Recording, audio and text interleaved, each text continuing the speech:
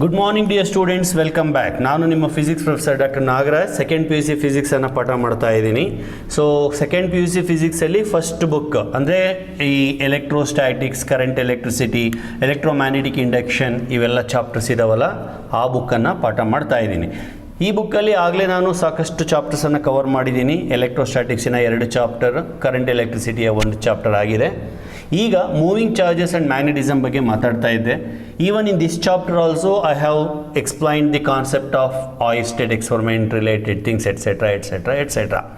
ಈಗ at present force acting on a charged particle, ಹಿಂದಿನ ವಿಡಿಯೋದ continuation.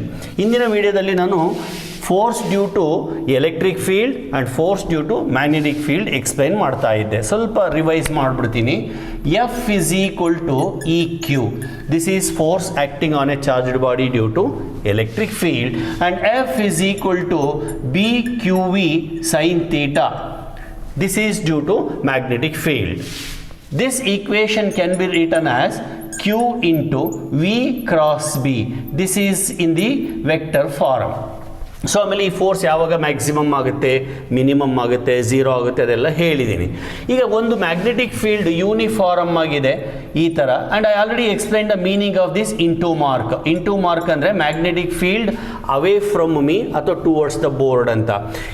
Into this uniform magnetic field, if a charged particle enters at an angle of 90 degree, then it starts moving in a circular path, whose radius is given by mv divided by bq, where m is mass of the charged particle, v is velocity, b is magnitude of the field, and q is charge on the particle. Okay, ನೋಡಿ ಇಲ್ಲಿವರೆಗೂ ಮಾಡಿದ್ದೆ. ಇದನ್ನು continue ಮಾಡ್ತೀನಿ. Especially ಈ particular concept ಮೇಲೆ entrance exam questions ಜಾಸ್ತಿ ಇರುತ್ತೆ. ನೋಡಿ, ಒಂದು question, R is equal to M V divided by B Q. ಇದನ್ನು ನಾವು ಮೊಮೆಂಟಮಲ್ಲಿ ಎಕ್ಸ್ಪ್ರೆಸ್ ಮಾಡಬಹುದಾ? ಈಕ್ವೇಷನ್ಸನ್ನು ಕೊಟ್ಟಿರ್ತಾರೆ. Radius of the charged particles, radius of the path moving in, radius of the path of a charged particle moving in the magnetic field is given by, in terms of momentum ಕೊಟ್ಟಿರ್ತಾರೆ. ಯಾವ ಥರ? r is equal to, ನೋಡಿ M V ನಾವು p ಅಂತ ಬರೀಬೋದಲ್ವಾ? ಯಾಕೆ sir? Yes, you know it is nothing but mass in momentum. Mass into velocity is nothing but momentum. So it is p divided by B Q. Okay, ಇದು ಒಂದು equation. ಆಮೇಲೆ ಇದೇ equation ಅನ್ನು kinetic ಎನರ್ಜಿನಲ್ಲಿ ಕೂಡ ಬರೀಬಹುದು. ಯಾವ ಥರ? ನಿಮಗೆ ಗೊತ್ತಿರಬೇಕು, equation between, sorry, relation between momentum and kinetic energy. It is square root of 2me, E for kinetic energy. Okay, so therefore radius becomes root of 2me divided by bq. ಈ ಥರ. So equations ನಮಗೆ ಬಿಗಿನಿಂಗಲ್ಲಿ ಒಂದೇ ಈಕ್ವೇಷನ್ನೇ ಬರೋದು, radius in terms of mass and velocity. But ಅದನ್ನು ನಾವು ಬೇರೆ ಬೇರೆ ಫಾರ್ಮ್ಯಾಟಲ್ಲಿ, ಮೊಮೆಂಟಮಲ್ಲಿ ಅಥವಾ ಕೈನೆಟಿಕ್ ಎನರ್ಜಿನಲ್ಲಿ ಬರೆಯೋದನ್ನು ನಾವು ಕಲಿಬೇಕು. ಆಮೇಲೆ ಈ ಪರ್ಟಿಕ್ಯುಲರ್ ಈಕ್ವೇಷನ್ಸ್ ಮೇಲೆ ಕ್ವಶನ್ಸನ್ನು ಕೇಳ್ಬೋದು.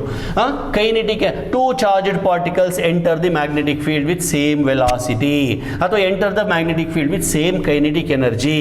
If their masses are in the ratio 1:2, find the ratio of, ಅಥವಾ what is the ratio of the radii. ನೋಡಿ, ಇಲ್ಲಿ ಎನರ್ಜಿಯನ್ನು ಕೊಟ್ಟಿದ್ದಾರೆ, ಮಾಸಸ್ ಅನ್ನು ಕೊಟ್ಟಿದ್ದಾರೆ. ಒಂದು ವೇಳೆ ಚಾರ್ಜ್ ಸೇಮ್ ಇತ್ತು ಅಂದ್ಕೊಳ್ಳಿ, ಅವಾಗ ರೇಡಿಯಸ್ ಅನ್ನು ನಾವು ಕಂಡುಹಿಡಿಯಬಹುದು. ಸೊ ಈ ಥರದ ಕಾನ್ಸೆಪ್ಟ್ಸ್ ಮೇಲೆ ಎಂಟ್ರೆನ್ಸ್ ಎಕ್ಸಾಮ್ ಕ್ವಶನ್ಸ್ ಫ್ರೇಮ್ ಆಗುತ್ತೆ. ಇದನ್ನೆಲ್ಲ ನಾನು ನನ್ನ ಎಂಟ್ರೆನ್ಸ್ ಎಕ್ಸಾಮಿನ ಡಿಸ್ಕಷನ್ ಬಂದಾಗ ನಾನು ಹೇಳ್ತೀನಿ. ಈಗಲೇ ಹೇಳಿಬಿಟ್ರೆ ಸ್ವಲ್ಪ ಕನ್ಫ್ಯೂಷನ್ ಜಾಸ್ತಿ ಆಗುತ್ತೆ. ಬಟ್ ಈಗ ಇದನ್ನು ಯಾಕೆ ಹೇಳಿದೆ ಅಂದರೆ, ಇದು ಸಿಲೆಬಸ್ಸಲ್ಲಿ ಇಲ್ಲದೆ ಹೋದರೂ ಕೂಡ ಎಂಟ್ರೆನ್ಸ್ ಎಕ್ಸಾಮ್ಗೆ ಮುಖ್ಯ ಆಗಿರೋದ್ರಿಂದ ಇಲ್ಲಿ ಕಂಟಿನ್ಯೂಟಿ ಸಿಗಲಿ ಅನ್ನೋ ಉದ್ದೇಶಕ್ಕೆ ಹೇಳಿದ್ದೀನಿ. ಓಕೆ ವಿದ್ಯಾರ್ಥಿಗಳೇ, ಬನ್ನಿ ಮುಂದಕ್ಕೆ ಹೋಗೋಣ. ಹಿಂದಿನ ಕ್ಲಾಸಲ್ಲಿ ಇನ್ನೂ ಒಂದು ಪಾಯಿಂಟನ್ನು ಹೇಳಿದೆ. If theta is equal to 90 degree, path is circular ಅಂತ. If the theta is not equal to 90 degree, that means if the charge enters at some other angle, then it will not travel in a circular path, but instead of that it continues to move like this. ಇದನ್ನು ನಾವು helical path ಅಥವಾ spiral path ಅಂತ ಕರಿತೀವಿ. ಅಂದರೆ charge ಹಿಂಗೆ ಸುತ್ತಕೊಂಡು starting ಪಾಯಿಂಟಿಗೆ ಬರೋದಿಲ್ಲ, ಸುತ್ತಕೊಂಡು ಸುತ್ತಕೊಂಡು ಸುತ್ತಕೊಂಡು ಮುಂದಕ್ಕೆ ಹೋಗುತ್ತೆ. ಈ ರೀತಿ ತಿರ್ಕೊಂಡು ಮುಂದಕ್ಕೆ ಹೋಗುತ್ತೆ ಅಂತ ಅರ್ಥ. ಇದನ್ನೇ ನಾವು ಸ್ಪೈರಲ್, ಸ್ಪ್ರಿಂಗ್ ಥರ ಇದೆ ನೋಡಿ ಅದು. That is why it is called as a spiral path. Okay, here each ring is having some radius. ಇದು ರೇಡಿಯಸ್. ಓಕೆ, ಇಲ್ಲಿ ಸೆಂಟರ್ ಅಂತ ತಗೊಂಡ್ರೆ this is radius.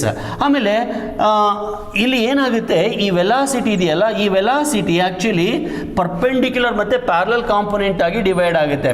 Tangential and perpendicular component ಆಗಿ ಡಿವೈಡ್ ಆಗುತ್ತೆ. ಸೊ ಎರಡು ಕಾಂಪೊನೆಂಟ್ಗಳ ಕೆಲಸ ಏನಪ್ಪ ಅಂತಂದರೆ, perpendicular component will keep the particle in circular path. Horizontal component parallel component will keep the particle in horizontal motion. ಅಂದರೆ ಈಗ ಚಾರ್ಜ್ ಹೋಯ್ತಲ್ಲ, ಹೀಗೆ ಸುತ್ತಕೊಂಡು ವಾಪಸ್ ಇಲ್ಲಿಗೆ ಬಂದರೆ ಪರವಾಗಿಲ್ಲ, ಆದರೆ ಅದನ್ನು ಚೂರು ಮುಂದಕ್ಕೆ ತಳಿಸೋದು. ಈಗ ನೋಡ್ರಿ, ಈಗ ಇಲ್ಲಿಂದ ಶುರುವಾಗಿ ವಾಪಸ್ ಇಲ್ಲಿಗೆ ಬಂದರೆ ಬರೀ ಸರ್ಕ್ಯುಲರ್ ಪಾತ್. ಅದರ ಬದಲಿಗೆ ಇಲ್ಲಿಗೆ ಬರದೆ ಹಾಗೆ ಸುತ್ತಕೊಂಡು ಮುಂದಕ್ಕೆ ಹೋದರೆ, ಅಂದರೆ ಸುತ್ತಕೊಂಡು ಮುಂದಕ್ಕೆ ಹೋದರೆ ಇಷ್ಟು ದೂರ ಟ್ರಾವೆಲ್ ಮಾಡ್ತಲ್ವಾ ಅದು, ಅಂದರೆ ಹಾರಿಜಾಂಟಲ್ ಡಿಸ್ಟೆನ್ಸ್ ಕೂಡ ಟ್ರಾವೆಲ್ ಮಾಡ್ತಲ್ವಾ. ಆ ರೀತಿ ಹಾರಿಜಾಂಟಲ್ ಡಿಸ್ಟೆನ್ಸ್ ಟ್ರಾವೆಲ್ ಮಾಡಲಿಕ್ಕೆ ವೆಲಾಸಿಟಿ ಬೇಕಲ್ವಾ. ಆ ವೆಲಾಸಿಟಿ ಯಾವುದಪ್ಪ ಅಂದರೆ ಈ parallel component. So when ever A charged particle enters other than 90 degree, then the component will, velocity will be divided into two components, perpendicular and parallel. Perpendicular component will keep the particle in circular track. Parallel component will try to push the particle forward. ಈಗ ಈ ಸರ್ಕಲ್ಗೂ ಮಧ್ಯೆ ಇರೋ distance ಅನ್ನು ನಾವು pitch ಅಂತ ಕರಿತೀವಿ. Pitch ಅಂತ. ಈ ಸ್ಕ್ರೂ ಗೇಜಲ್ಲಿ ಥ್ರೆಡ್ಗಳು ಇರ್ತವೆ ನೋಡಿ, ಥ್ರೆಡ್ಗಳು ಈ ಥರ ಹೀಗೆ ಹೀಗೆ ಹೀಗೆ ಹೀಗೆ ಒಂದು ಮೊಳೆಯಲ್ಲಿ ಥ್ರೆಡ್ ಇರುತ್ತಲ್ಲ, ಈ ಥ್ರೆಡ್ಗಳ ಮಧ್ಯೆ ಇರೋ ಡಿಸ್ಟೆನ್ಸ್ ಅನ್ನು ನಾವು ಪಿಚ್ ಅಂತ ಕರಿತೀವಿ. In fact we can prove that this pitch is given by, so I right the formula, pitch is given by 2 pi mv cos theta divided by bq, where this is theta. Okay, ಇದು pitch. ಆಮೇಲೆ we also can show that radius, ಇಂಥ ಕೇಸಲ್ಲಿ ನೋಡಿ ಇದು radius ಅಂತ ಹೇಳಿದ್ದೀನಲ್ವಾ, we can show that it is M V sine theta divided by B Q. ವಿದ್ಯಾರ್ಥಿಗಳೇ, ಇವತ್ತು ನಾನು ಈ ವಿಡಿಯೋದಲ್ಲಿ ಏನೇನು ಬರಿತಾ ಇದ್ದೀನೋ ಇವೆಲ್ಲ ಮೇನ್ ಎಕ್ಸಾಮ್ಗಿಂತ ಎಂಟ್ರೆನ್ಸ್ ಎಕ್ಸಾಮ್ಗೆ ಬಹಳ ಅನುಕೂಲ ಆಗುವಂತಹ ಈಕ್ವೇಷನ್ಗಳು. Whether it is radius in terms of velocity, or in terms of momentum, or in terms of kinetic energy, okay, or pitch, or radius in terms of angle. All these are more important from the point of entrance exam. Okay, radius ಆಯಿತು, pitch ಆಯಿತು. ಆಮೇಲೆ ಈ ತಿರುಗುತ್ತಲ್ಲ, 1 ಸೆಕೆಂಡ್ಗೆ ಎಷ್ಟು ಸರ್ತಿ ತಿರುಗುತ್ತೆ ಅಥವಾ ಒಂದು rotation ಆಗಲಿಕ್ಕೆ ಎಷ್ಟು ಟೈಮ್ ತಗೊಳುತ್ತೆ, that is also very important. Time taken for 1 rotation is known as time period, and we can show that it is 2 pi m divided by bq. Okay, so time taken for 1 complete rotation is 2 pi m divided by bq. ಇದರ reciprocal ಮಾಡಿಬಿಟ್ರೆ frequency, you know, time period reciprocal is frequency, that is bq divided by 2 pi m. So frequency andre in 1 second how many times it rotates, number of rotations per second is known as frequency. So ಇಷ್ಟು ಈ charged ಪಾರ್ಟಿಕಲಿನ ಬಗ್ಗೆ. ಆಮೇಲೆ ಕೊನೆಯದಾಗಿ ಈ particular concept ಅನ್ನು ಉಪಯೋಗಿಸ್ಕೊಂಡು ಒಂದು device ಅನ್ನು ಮಾಡ್ತೀವಿ ನಾವು, ಅದರ ಹೆಸರು ಸೈಕ್ಲೋಟ್ರಾನ್ ಅಂತ. ಸೈಕ್ಲೋಟ್ರಾನ್ ಬಗ್ಗೆ ನಾನು ಜಾಸ್ತಿ ಹೇಳೋಕೆ ಹೋಗಲ್ಲ, ಅದನ್ನು ಸಿಲೆಬಸ್ ಇಂದ ರಿಮೂವ್ ಮಾಡಿದ್ದಾರೆ. CETಗೆ ಬಂದಾಗ ಸೈಕ್ಲೋಟ್ರಾನಿನ ಮೇಲೆ ಯಾವ ಥರದ ಕ್ವಶನ್ ಬರುತ್ತೆ ಅನ್ನೋದನ್ನು ಅಲ್ಲಿ ಹೇಳ್ತೀನಿ. ಇಲ್ಲೇ ಇವಾಗ ಕನ್ಸ್ಟ್ರಕ್ಷನ್, ವರ್ಕಿಂಗ್, ಆಮೇಲೆ ಅಪ್ಲಿಕೇಶನ್ಸ್ ಎಲ್ಲ ಬೇಡ. ಸುಮ್ಮನೆ ಸೈಕ್ಲೋಟ್ರಾನ್ ಅನ್ನೋದು ಒಂದು ಡಿವೈಸ್, ಅದರಲ್ಲಿ ಈ ಪ್ರಿನ್ಸಿಪಲ್ ಬಹಳ ಮುಖ್ಯ. ಯಾವುದು? Force acting on the charged particle due to electric field ಮತ್ತು ಮ್ಯಾಗ್ನೆಟಿಕ್ ಫೀಲ್ಡ್, ಅಷ್ಟು ಸಾಕು. So come let us proceed further. ಇಷ್ಟೊತ್ತು ನಾನು ಫೋರ್ಸ್ ಆ್ಯಕ್ಟಿಂಗ್ ಆದ ಚಾರ್ಜ್ಡ್ ಪಾರ್ಟಿಕಲನ್ನು ಡಿಸ್ಕಸ್ ಮಾಡಿದೆ. ಈಗ ಫೋರ್ಸ್ ಆ್ಯಕ್ಟಿಂಗ್ ಆನ್ ಎ ಕಂಡಕ್ಟರನ್ನು ತಗೊಳ್ಳೋಣ. ನೋಡಿ, ಒಂದು ಕಂಡಕ್ಟರನ್ನು ನಾನು ತೊಗೊಂಡ್ಬಿಟ್ಟು ಅದಕ್ಕೆ ಬ್ಯಾಟ್ರಿ ಕನೆಕ್ಟ್ ಮಾಡಿಬಿಟ್ರೆ ಅದರಲ್ಲಿ ಕರೆಂಟ್ ಹರಿಯುತ್ತೆ. ಕರೆಂಟ್ ಅಂದರೆ ಏನಪ್ಪ? It is nothing but flow of charge. So ಚಾರ್ಜ್ಗಳು ಹರಿತವೆ. ಆಮೇಲೆ ನಾನು ಇಲ್ಲಿ ಹೇಳಿದೆ force acting on the charge is B Q V sine theta when the charge is moving with velocity V ಅಂತ. ಅಂದರೆ ಚಾರ್ಜ್ ಹರಿತಾ ಇದ್ದರೆ ಮಾತ್ರ ಫೋರ್ಸ್ ಬರುತ್ತೆ ಅಂತ. ಈಗ ಕಂಡಕ್ಟರ್ನಲ್ಲಿ ಚಾರ್ಜಸ್ ಹರಿತಾ ಇದೆ ಅಲ್ವಾ, ಈಗ ಇದಕ್ಕೆ ಒಂದು ಮ್ಯಾಗ್ನೆಟಿಕ್ ಫೀಲ್ಡನ್ನು ಅಪ್ಲೈ ಮಾಡಿ. ಈ ಕಡೆಯಿಂದ ಒಂದು ಬಾರ್ ಮ್ಯಾಗ್ನೆಟನ್ನು ತೊಗೊಂಬನ್ನಿ. ನಾನು ಹೇಳೋದು ಗೊತ್ತಾಗ್ತಾ ಇದೆಯಾ?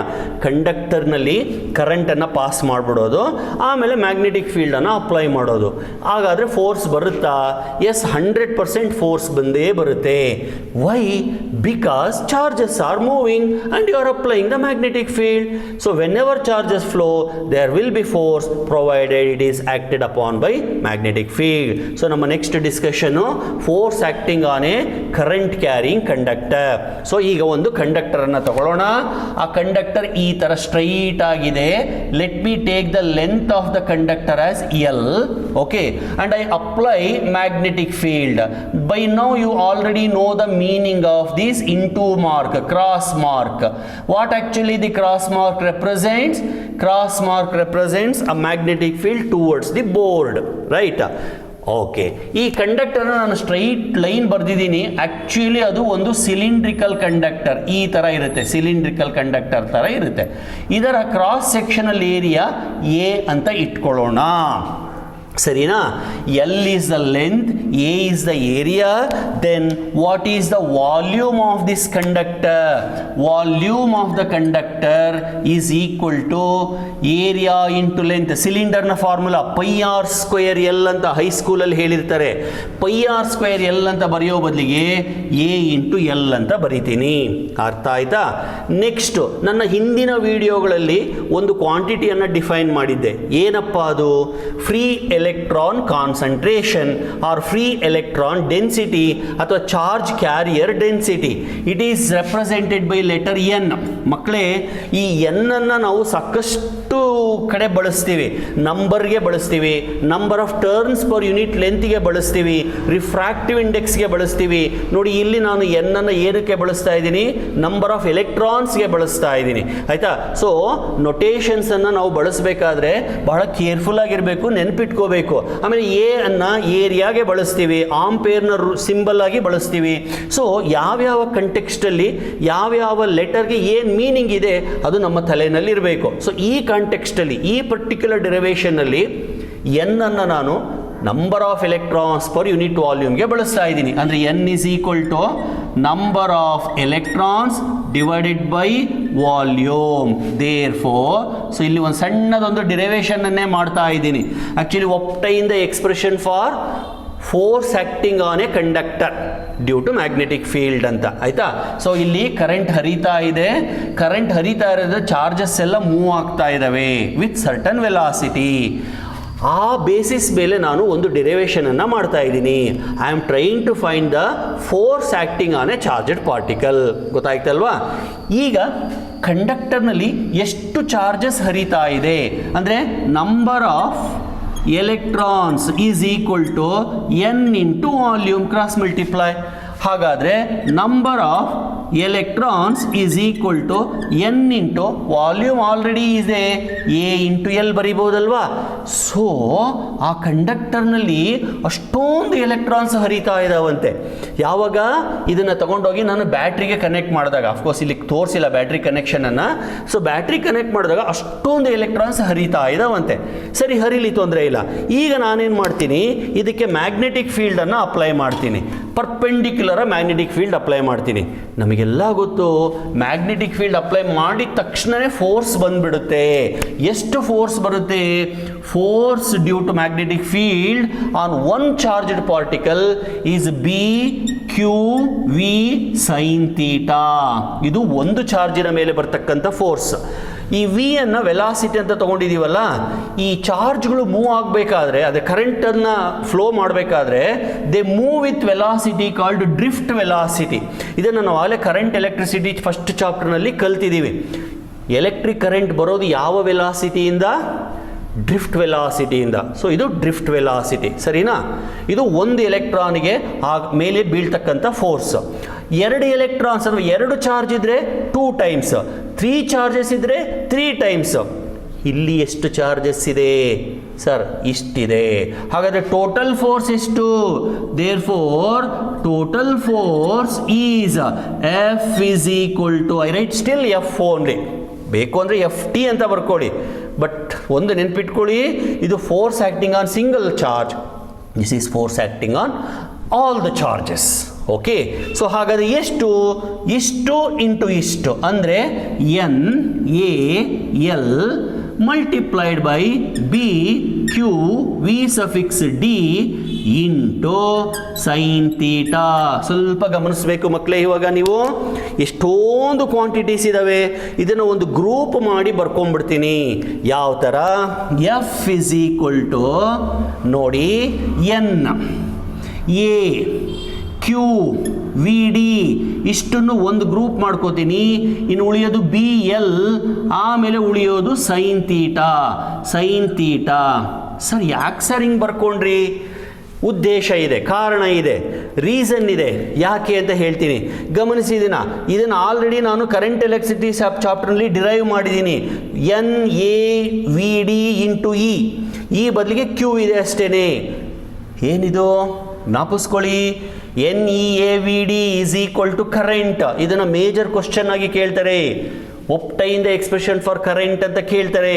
ಇದನ್ನು ನಾನು ಕರೆಂಟ್ ಎಲೆಕ್ಟ್ರಿಸಿಟಿ ವಿಡಿಯೋದಲ್ಲಿ ಡಿರೈವ್ ಮಾಡಿದ್ದೀನಿ, ಒಂದು ಸತಿ ಆ ವಿಡಿಯೋನ ನೋಡಿ. ಅಂದರೆ ಇದಿಷ್ಟನ್ನು ಸೇರಿ ನಾನು ಐ ಅಂತ ಬರಿಬಹುದಲ್ವಾ? Yes, I can write this as okay F is equal to IBL sin theta, or I can write BIL sin theta. This is the force acting on the conductor carrying current of I whose length is L. I repeat, whenever there is a conductor carrying current placed in the magnetic field, it will experience force. How much force it will experience? It is BIL sin theta. ಬರೀ ಒಂದು charge ಆದಾದರೆ BQV sin theta. ಅದೇ ಕಂಡಕ್ಟರ್ನ ತುಂಬ charges ಹರಿತಾ ಇದ್ರೆ, full charges ಹರಿತಾ ಇದ್ರೆ ಕಂಡಕ್ಟರ್ನ ಮೇಲೇ force ಬೀಳುತ್ತಂತೆ. Then it is BIL sin theta. ಓಕೆ, ನಾವು I is current, B is magnetic field, L is length of the conductor. What is theta here?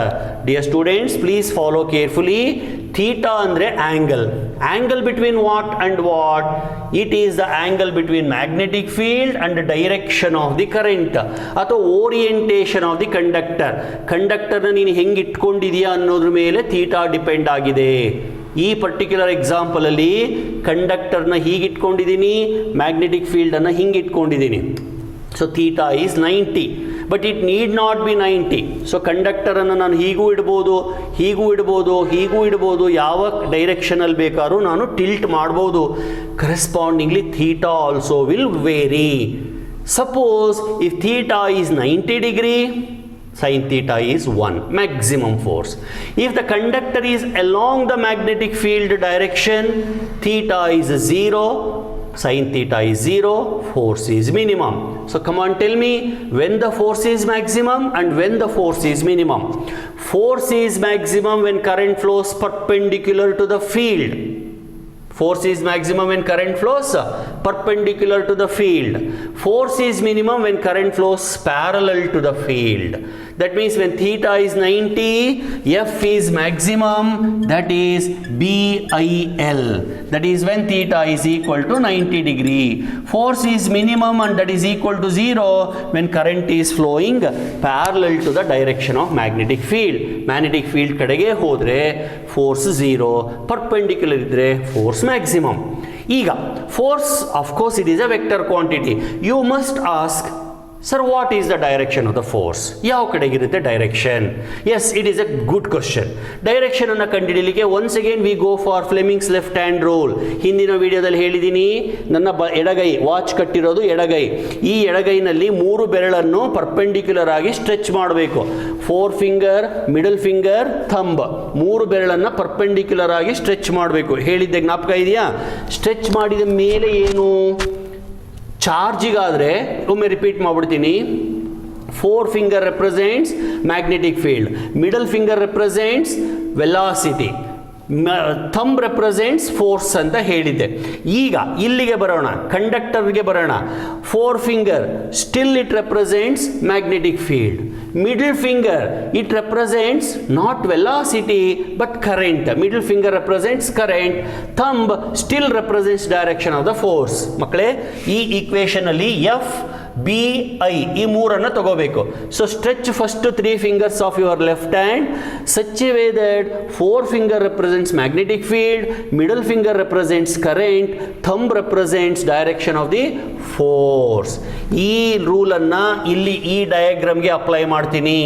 ನೋಡಿ, ಕರೆಂಟ್ ಈ ಕಡೆಗಿದೆ, ಮ್ಯಾಗ್ನೆಟಿಕ್ ಫೀಲ್ಡ್ ಬೋರ್ಡ್ ಕಡೆಗಿದೆ. ಕರೆಂಟು ಈ ದಿಕ್ಕಿಗಿದೆ, ಫೀಲ್ಡ್ ಬೋರ್ಡ್ ಕಡೆಗಿದೆ. ಸೊ ನಾವು I have to apply the rule. First 3 ಬೆರಳನ್ನು stretch ಮಾಡ್ಕೊಂಡ್ಬಿಡ್ತೀನಿ, ಪರ್ಪೆಂಡಿಕ್ಯುಲರ್ ಆಗಿ ಸ್ಟ್ರೆಚ್ ಮಾಡ್ಕೋತೀನಿ ನನ್ನ ಎಡಗೈ. 4 ಫಿಂಗರನ್ನು ಬೋರ್ಡ್ ಕಡೆ ಬರಂಗಿಟ್ಟಿದ್ದೀನಿ, ಕಾಣಿಸ್ತಾ ಇದೆಯಾ? ಬೋರ್ಡ್ ಕಡೆ ಅಂದರೆ ನಿಮ್ಮ ಕಡೆಗಿದೆ. ಮಿಡಲ್ ಫಿಂಗರ್ ಕರೆಂಟ್ ಹೋಗೋ ಡೈರೆಕ್ಷನಲ್ಲಿ ನೋಡಿ, ಈ ಡೈರೆಕ್ಷನ್ ಇದೆ ಕರೆಂಟ್. ನಾವು ಲುಕ್ ಅಟ್ ದಿ ಥಂಬ್ ಯಾವ ಕಡೆಗಿದೆ? ಅಪ್ವರ್ಡ್ ಇದೆ. ಅಂದರೆ ಈ ಕಂಡಕ್ಟರ್ ಮೇಲಕ್ಕೆ ಹೋಗಲಿಕ್ಕೆ ಪ್ರಯತ್ನ ಪಡುತ್ತೆ. ಒಂದು ವೇಳೆ ಈ ಕರೆಂಟನ್ನು ಉಲ್ಟಾ ಮಾಡಿದೆ ಅಂದ್ಕೊಳ್ಳಿ, ಅಂದರೆ ಪೊಲಾರಿಟಿ ಚೇಂಜ್ ಮಾಡಿ ಕರೆಂಟ್ ಆ ಕಡೆಗೆ ಹೋಗಂಗೆ ಮಾಡಿದೆ ಅಂದ್ಕೊಳ್ಳಿ, ಅವಾಗ ಏನಾಗುತ್ತೆ? 4 ಫಿಂಗರ್ ಆ ಕಡೆ, middle finger I should rotate. Middle finger because it stands for direction of current. Now look at the thumb. Thumb is now in the downward direction. ಅಂದರೆ ಕರೆಂಟ್ ಆ ಕಡೆಗೆ ಹೋದಾಗ ಕಂಡಕ್ಟರ್ ಡೌನ್ವರ್ಡ್ ಹೋಗುತ್ತೆ. ಸೊ ಈ ರೂಲನ್ನು ನೀವು ಯಾವ ಓರಿಯೆಂಟೇಷನಿಗೆ ಬೇಕಾದ್ರೂ ಮಾಡಬಹುದು. ಮ್ಯಾಗ್ನೆಟಿಕ್ ಫೀಲ್ಡ್ ನಿಮ್ಮ ಕಡೆಗೇ ಇರಬೇಕಂತೇನಿಲ್ಲ. You can even have magnetic field away also, or you can have magnetic field downward also. ಎಲ್ಲನೂ ಸಾಧ್ಯ. ನೋಡಿ, ಇಲ್ಲಿ ಒಂದು ಡಯಾಗ್ರಾಮ್ ಅನ್ನು ಬರೆದು ಇನ್ನೊಂದು ಎಕ್ಸಾಂಪಲ್ ಅನ್ನು ತೋರಿಸ್ತೀನಿ, so that you can easily convince yourself. ಅದಕ್ಕೂ ಮುಂಚೆ ಇದಕ್ಕೊಂದು ಸಣ್ಣದೊಂದು ಎಕ್ಸಾಂಪಲ್ ಅನ್ನು ಕೊಡ್ತೀನಿ. ಮಕ್ಕಳೇ, ಇಲ್ಲಿ ಒಂದು ಚಾರ್ಜ್ ಇದ್ದರೆ ಸ್ವಲ್ಪ ಫೋರ್ಸ್, ಅದೇ ಈ ಕಂಡಕ್ಟರ್ನಲ್ಲಿ ತುಂಬ ಚಾರ್ಜಸ್ ಇದೆ, ಜಾಸ್ತಿ ಫೋರ್ಸ್. ಹಾಗಾಗಿ ಆ ಎಲ್ಲ ಚಾರ್ಜ್ಗಳ ಮೇಲೆ ಬೀಳೋ ಫೋರ್ಸಿಂದ ಕಂಡಕ್ಟರೇ ಮೇಲಕ್ಕೆ ಜಂಪ್ ಆಗುತ್ತೆ, ಮೇಲಕ್ಕೆ ಎದ್ದು ಹೇಳುತ್ತೆ. ಅದು ಯಾವಾಗ? ಎಲ್ಲ ಚಾರ್ಜಸ್ಗೂ ಫೋರ್ಸ್ ಬಿದ್ದಾಗ, ಕಲೆಕ್ಟಿವ್ ಆಗಿ ಆ ಫೋರ್ಸ್ ವರ್ಕ್ ಆದಾಗ. ಇದಕ್ಕೆ ಒಂದು ಪಂಚತಂತ್ರ ಅಂತ ಒಂದು ಕಥೆಗಳಿದಾವೆ, ಪಂಚತಂತ್ರ ಕಥೆಗಳು ಅಂತ ಬಹಳ ಚೆನ್ನಾಗಿದ್ದಾವೆ. ಚಿಕ್ಕ ಮಕ್ಕಳಿದ್ದಾಗ ನಿಮ್ಮ ಮನೆಯಲ್ಲಿ ನಿಮಗೆ ಹೇಳ್ಕೊಟ್ಟಿರ್ಬೋದು, ಅಥವಾ ನೀವೇ ಮ್ಯಾಗ್ಝೈನಲ್ಲಿ ಅಥವಾ ಯಾವುದಾದ್ರೂ ಪುಸ್ತಕಗಳಲ್ಲಿ ಓದಿರ್ಬೋದು. ಆಯಿತಾ? ಈ ಪಂಚತಂತ್ರ ಕಥೆಯಲ್ಲಿ ಒಂದು ಸಣ್ಣದೊಂದು ಕಥೆ ಇದೆ. ಅದರ ಸಮ್ಮರಿ ಏನಪ್ಪ ಅಂದರೆ, ಒಗ್ಗಟ್ಟಿನಲ್ಲಿ ಬಲವಿದೆ ಅಂತ. ಅಂದರೆ ಎಲ್ಲನೂ ಒಟ್ಟಿಗೆ ಸೇರಿದರೆ certainly it will give A very good result ಅನ್ನೋದಕ್ಕೆ ಒಂದು ಸಣ್ಣದೊಂದು ಕಥೆ ಇದೆ. ಆ ಕಥೆನ ಹೇಳಿಬಿಟ್ಟು ಇದಕ್ಕೆ ಕಂಪೇರ್ ಮಾಡಿಬಿಡ್ತೀನಿ, ಕೇಳಿಸ್ಕೊಳ್ಳಿ ಕಥೆ ಏನು ಅಂತ. ಹಕ್ಕಿಗಳು ಕಾಡಲ್ಲಿ ಹಾರಾಡ್ಕೊಂಡಿದ್ವು, ನೀರು ಕುಡಿದ್ವು, ಕಾಳು ತಿಂದು, ಅಲ್ಲಿ ಕೂತ್ಕೊಂಡು ಆಮೇಲೆ ಹೋಗ್ಬಿಟ್ಟು ಬಯಲಲ್ಲಿ ಆರಾಮಾಗಿ ಕೂತ್ಕೊಂಡಿದ್ವು ಎಲ್ಲ ಪಕ್ಷಿಗಳು ಕೂತಿದ್ದಾಗ ಒಬ್ಬ ಬೇಟೆಗಾರ ಬರ್ತಾನೆ, ಬಂದುಬಿಟ್ಟು ಬಲೆ ಎಸ್ತು ಬಿಡ್ತಾನೆ. ಕೇಳಿದ್ರೆ ಈ ಕಥೆನ? ಕೇಳಿಲ್ಲ ಅಂದರೆ ಈಗ ಕೇಳಿದರೆ ಜ್ಞಾಪಿಸ್ಕೊಳ್ಳಿ, ಕೇಳಿಲ್ಲ ಅಂತಂದರೆ ಫಾಲೋ ಮಾಡಿ. ಒಬ್ಬ ಬೇಟೆಗಾರ ಬಂದು ಬಲೆ ಎಸ್ತು ಬಿಡ್ತಾನೆ. ಎಸ್ದಾಗ ಅಷ್ಟೂ ಪಕ್ಷಿಗಳು ಒಳಗಡೆ ಸೇರ್ಕೊಂಡ್ಬಿಡ್ತವೆ, ಎಲ್ಲ ಸಿಕ್ಕಾಕೊಂಡ್ಬಿಡ್ತವೆ. ಬೇಟೆಗಾರನಿಗೆ ಖುಷಿ ಆಗುತ್ತೆ, ಎಷ್ಟೊಂದು ಪಕ್ಷಿಗಳು ಸಿಕ್ವು, ಇವತ್ತು ಇವನ್ನೆಲ್ಲ ತೊಗೊಂಡೋಗಿ ಮಾರ್ಬಿಟ್ರೆ ನನಗೆ ಕೈ ತುಂಬ ದುಡ್ಡು ಬರುತ್ತೆ, ಸ್ವಲ್ಪ ಆರಾಮಾಗಿ ಹೋಗಿ ಕೂತಿದ್ದು ನಾನು ಸ್ವಲ್ಪ ಹೋಗ್ಬಿಟ್ಟು ಅಲ್ಲಿ ನದಿ ಹರಿತಾ ಇದೆ, ನೀರು ಕುಡ್ಕೊಂಡು ಬರ್ತೀನಿ, ಅಥವಾ ಸ್ವಲ್ಪ ರೆಸ್ಟ್ ತೊಗೊಳ್ಳೋಣ, ಯಾಕೆಂದರೆ ಅವು ಇನ್ನೇನು ಬಲೆ ಒಳಗಡೆನೇ ಇದ್ದಾವೆ, ಯಾವ ಕಾರಣಕ್ಕೂ ತಪ್ಪಿಸ್ಕೊಳಕ್ಕೆ ಸಾಧ್ಯ ಇಲ್ಲ ಅಂತ ಅವನೇನು ಮಾಡ್ತಾನೆ, ಸ್ವಲ್ಪ ರಿಲ್ಯಾಕ್ಸ್ ಆಗ್ತಾನೆ. ಬಲೆನ ಅಲ್ಲೇ ಬಿಟ್ಬಿಟ್ಟು ನೀರು ಕುಡಿಲಿಕ್ಕೋ ಏನೋ ಅಷ್ಟು ದೂರ ಹೋಗ್ತಾನೆ. ಈ ಪಕ್ಷಿಗಳೆಲ್ಲ ಕಾ ಕಾ ಕಾ ಅಂತ ಕೂಗ್ತಾ ಇರ್ತವೆ, ಜೋರಾಗಿ ಕಿರ್ಚ್ತಾ ಇರ್ತವೆ. ಯಾಕೆ? ಪ್ಯಾನಿಕ್, ಸಿಕ್ಕಾಕೊಂಡ್ಬಿಟ್ಟಿದ್ದಾವೆ. ಇವನು ಬೇಟೆಗಾರ ತೊಗೊಂಡೋಗಿ ಮಾರ್ಬಿಡ್ತಾನೆ, ಆಮೇಲೆ ಅವ್ರು ನಮ್ಮನ್ನು ಸಾಯಿಸಿಬಿಡ್ತಾರೆ, ಎಂಥ ಪರಿಸ್ಥಿತಿ ಬಂತು ಅಂತ ಯೋಚನೆ ಮಾಡ್ತಾ ಇರಬೇಕಾದ್ರೆ ಅಲ್ಲಿಗೆ ಒಬ್ಬ ಬುದ್ಧಿವಂತ ಮೊಲ ಬರುತ್ತೆ. ಆಯಿತಾ? ಈ ಪಂಚತಂತ್ರದಲ್ಲಿ ನಮಗೆ ಹೇಳೋ ಕಥೆಗಳೆಲ್ಲ ಪ್ರಾಣಿ ಪಕ್ಷಿಗಳ ಮೂಲಕನೇ ಹೇಳ್ಕೊಂಡು ಬಂದಿದ್ದಾನೆ. ಆಯಿತಾ? ಅದು ದುರ್ಗಸಿಂಹ ಅನ್ನೋ ಒಬ್ಬ ಬರೆದಿರೋದು. ಪಂಚತಂತ್ರ ಬಂದಿದ್ದೇನೆ ಒಂದು ದೊಡ್ಡ ಕತೆ, ಅದನ್ನ ಇನ್ನೊಂದ್ಸತಿ ಯಾವುದಾದ್ರು ವಿಡಿಯೋದಲ್ಲಿ ಹೇಳ್ತೀನಿ. ಸೊ ಒಂದು ಮೊಲ ಬರುತ್ತೆ. ಮೊಲ ಬಂದಾಗ ಹೇಳುತ್ತೆ, ಯಾಕೆ ನೀವು ಹಿಂಗೆ ಅಳ್ತಾ ಇದ್ದೀರಾ ಅಂತ. ಅವಾಗ ಅವು ಹೇಳ್ತಾ ಪಕ್ಷಿಗಳು, ನೋಡಿ ನಮ್ಮನ್ನೆಲ್ಲ ಈ ಥರ ಕೂಡು ಹಾಕಿಬಿಟ್ಟಿದ್ದಾರೆ, ನಮಗೆ ಏನು ಮಾಡಬೇಕು ಗೊತ್ತಾಗ್ತಾ ಇಲ್ಲ, ನಿಂದು ಹಲ್ಲುಗಳು ತುಂಬ ಶಾರ್ಪ್ ಇದೆ, ದಯವಿಟ್ಟು ಈ ಬಲೆನ ಕತ್ತರಿಸ್ಬಿಡು ಅಂತ. ಅವರು ಮೊಲ ಯೋಚನೆ ಮಾಡುತ್ತೆ, ನಾನು ಕಟ್ ಮಾಡ್ಲಿಕ್ಕೆ ಶುರು ಮಾಡಿದ್ರು ಅಲ್ಲಿ ಬೇಟೆಗಾರ ಅಷ್ಟು ದೂರದಲ್ಲಿದ್ದಾನೆ, ಬಂದು ಬಿಡ್ತಾನೆ, ಅವ್ನು ಬರೋದ್ರೊಳಗೆ ನಾನು ಕಟ್ ಮಾಡೋಕ್ಕಾಗೋದಿಲ್ಲ. ಒಂದು ವೇಳೆ ಕಟ್ ಮಾಡೋಕ್ಕೆ ಶುರು ಮಾಡಿದ್ರು ಒಂದೋ ಎರಡೋ ಪಕ್ಷಿ ತಪ್ಪಿಸ್ಕೋಬೋದು, ಎಲ್ಲನೂ ತಪ್ಪಿಸ್ಕೊಳಕ್ಕಾಗೋದಿಲ್ಲ, ಅಥವಾ ನಾನು ಕೂಡ ಸಿಕ್ಕಾಕೋಬೋದು ಅಂತ ಮೊಲ ಏನು ಮಾಡುತ್ತೆ, ಒಂದು ಸಜೆಷನನ್ನು ಕೊಡುತ್ತೆ ಆ ಪಕ್ಷಿಗಳಿಗೆ. ಏನಂತ, ನೋಡಿ ಪಕ್ಷಿಗಳಿಗೆ, ನಿಮಗೆಲ್ಲ ಹಾರಲಿಕ್ಕೆ ಬರುತ್ತಾ? ಎಸ್ ಬರುತ್ತೆ. ಹಾಗಾದರೆ ಒಂದು ಕೆಲಸ ಮಾಡಿ, ಎಲ್ಲರೂ ಅಟ್ ಎ ಟೈಮ್ ರೆಕ್ಕೆನ ಬಡಿಲಿಕ್ಕೆ ಶುರು ಮಾಡಿ, ಎಲ್ಲರೂ ನಿಮ್ಮ ಬಲನ ಒಂದೇ ಸತಿ ಹಾಕಿ, you all put your effort at once, ಒಂದೇ ಸತಿ ರೆಕ್ಕೆ ಬಡೋದು ಹಾರಲಿಕ್ಕೆ ಪ್ರಯತ್ನ ಪಡಿ ಅಂತ. ಅವಾಗ ಏನು ಮಾಡ್ತವೆ, ಎಲ್ಲ ಪಕ್ಷಿಗಳು ಒಂದೇ ಸತಿ ರೆಕ್ಕೆನ ಬಡಿಲಿಕ್ಕೆ ಶುರು ಮಾಡಿ ಹಾರಲಿಕ್ಕೆ ಪ್ರಯತ್ನ ಪಡ್ತವೆ. ಆ ಬಲೆ ಸಮೇತ ಮೇಲಕ್ಕೆ ಹಾರ್ಕೊಂಡು ಹೋಗ್ಬಿಡ್ತವೆ. ಎಲ್ಲರಿಗೂ ಖುಷಿ ಆಗ್ಬಿಡುತ್ತೆ. ಹಾಗೆ ಬಲೆ ಸಮೇತ ಹಾರ್ಕೊಂಡು ಒಂದಷ್ಟು ದೂರ ಹೋಗ್ತವೆ. ಒಂದಷ್ಟು ದೂರ ಹೋದ ಮೇಲೆ ಕೆಳಗಡೆ ಬೀಳ್ತವೆ. ಅಷ್ಟೊತ್ತಿಗೆ ಮೊಲ ಕೂಡ ಅಲ್ಲಿಗೆ ಹೋಗಿರುತ್ತೆ. ಆಮೇಲೆ ಆ ಬಲೆನ ಕಟ್ ಮಾಡಿ ಆ ಪಕ್ಷಿಗಳನ್ನು ಬಿಡಿಸುತ್ತೆ. ಗೊತ್ತಾಯ್ತಾ? ಅಂದರೆ ಇಲ್ಲಿ ಸಮ್ಮರಿ ಏನು, ಮಾರಲ್ ಏನು, ಒಗ್ಗಟ್ಟಿನಲ್ಲಿ ಬಲವಿದೆ. ಇಲ್ಲಿ ಒಂದೊಂದು ಪಕ್ಷಿಯನ್ನು ಕೂಡ ನಾವು ಒಂದೊಂದು ಚಾರ್ಜ್ ಅಂತ ತಗೊಂಡ್ರೆ, ಕಂಡಕ್ಟರ್ನೇ ನೆಟ್ ಅಂತ ತಗೊಂಡ್ರೆ, ಬಲೆ ಅಂತ ತಗೊಂಡ್ರೆ, ಎಲ್ಲ ಚಾರ್ಜ್ಗಳ ಮೇಲೆ ಬೀರ್ತಕ್ಕಂಥ ಫೋರ್ಸಿಂದ ಆ ಕಂಡಕ್ಟರೇ ಮೇಲಕ್ಕೆ ಹಾರ್ತಾ ಇದೆ ಅನ್ನೋ ಒಂದು ರೀತಿಯ ಕಂಪ್ಯಾರಿಸನ್ ಅನ್ನು ಕೊಡಬಹುದು. I hope this story help you to understand this concept thoroughly. So ಈ ಥರ ಫಿಸಿಕ್ಸನ್ನು ಸಣ್ಣ ಸಣ್ಣ ಕಥೆಗಳ ಮೂಲಕನೂ ಎಕ್ಸ್ಪ್ಲೈನ್ ಮಾಡ್ಬೋದು. ಆಯಿತಾ? ಬರೀ ಫಿಸಿಕ್ಸನ್ನು ಏನು ಸುಮ್ಮನೆ ಈಕ್ವೇಷನ್ಸನ್ನು ಬರ್ಕೊಂಡು ಡಿರೈವೇಷನ್ಸನ್ನು ಮಾಡ್ಕೊಳ್ತಾ ಹೋಗ್ಬಿಟ್ರೆ ಫಿಸಿಕ್ಸ್ ಡ್ರೈ ಆಗುತ್ತೆ. ಆ್ಯಕ್ಚುಲಿ ಫಿಸಿಕ್ಸ್ ತುಂಬ ಇಂಟ್ರೆಸ್ಟಿಂಗ್. ಅದನ್ನು ಹೇಳ್ಕೊಡೋರ ಮೇಲೂ ಕೂಡ ಡಿಪೆಂಡ್ ಆಗಿದೆ, ಆಮೇಲೆ ನಿಮ್ಮ ಇನ್ವಾಲ್ವ್ಮೆಂಟಿನ ಮೇಲೂ ಡಿಪೆಂಡ್ ಆಗಿದೆ. ಸರಿ, ಅಷ್ಟು ಹೇಳಿದ್ಮೇಲೆ ಈಗ ಒಂದು ಎಕ್ಸಾಂಪಲಿಗೆ ಬಂದ್ಬಿಡ್ತೀನಿ. Look at this example. Okay, now let me come to this example. I take a straight rod, ಒಂದು ಕಬ್ಬಿಣದ ರಾಡನ್ನು ಅಥವಾ ತಂತಿಯನ್ನು ತಗೋತೀನಿ. ಅದನ್ನು ಇಲ್ಲಿ ಮತ್ತು ಇಲ್ಲಿ ಎರಡೂ ಕಡೆ ಫಿಕ್ಸ್ ಮಾಡ್ತೀನಿ. ನೋಡಿ, ಈ ಥರ ಒಂದು ರಾಡ್ ಇದೆ. ಈ ರಾಡನ್ನು ಎರಡೂ ಕಡೆ ಹೀಗೆ ಬಿಗಿಯಾಗಿ ಫಿಕ್ಸ್ ಮಾಡಿದ್ದೀನಿ. ಆಯಿತಾ? ಆಮೇಲೆ ಇದರಲ್ಲಿ ನಾನು ಕರೆಂಟನ್ನು ಪಾಸ್ ಮಾಡ್ತೀನಿ. Let us take the current flowing in this direction. Okay, capital I in this direction. Current ಹರಿತಾ ಇದೆ, ಹೌದಾ? ಈಗ ನಾನು ಇದಕ್ಕೆ ಮ್ಯಾಗ್ನೆಟಿಕ್ ಫೀಲ್ಡನ್ನು ಅಪ್ಲೈ ಮಾಡ್ತೀನಿ. ಈ ಥರ ಲುಕ್ ಅಟ್ ದಿ ಸಿಂಬಲ್.